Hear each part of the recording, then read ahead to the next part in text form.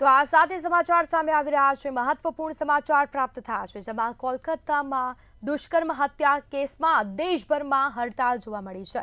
ડોક્ટરો હડતાલ પર ઉતર્યા છે। ઇમરજન્સી સિવાયની જે તમામ સેવાઓ છે તે હાલ બંધ રાખવામાં આવી છે।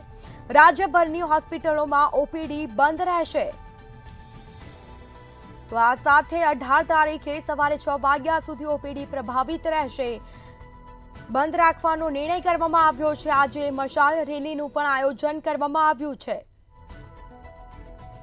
તો કોલકાતામાં જે દુષ્કર્મની ઘટના બની હતી, જેમાં 700 જેટલા ડોક્ટરો આ રેલીમાં જોડાવાના છે। રાજ્યભરમાં હડતાલ જોવા મળશે। ઇમરજન્સી સિવાયની જે તમામ સેવાઓ છે તે બંધ રાખવામાં આવી છે। રાજ્યભરની હોસ્પિટલોમાં ઓપીડી પણ બંધ રહેશે।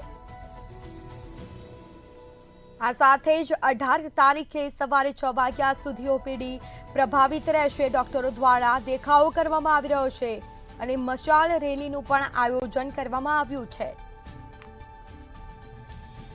તો કોલકાતામાં દુષ્કર્મ હત્યા કેસના પડઘા દેશભરમાં પડ્યા છે અને ડોક્ટરો હડતાલ પર ઉતર્યા છે।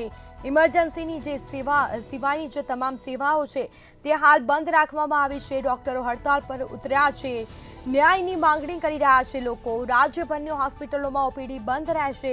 ફક્ત ઇમરજન્સી સેવાઓ છે તે હાલ ચાલુ રાખવામાં આવી છે। મશાલ રેલીનું પણ આયોજન કરવામાં આવ્યું છે અને જેમાં અનેક ડોક્ટરો જોડાવાના છે।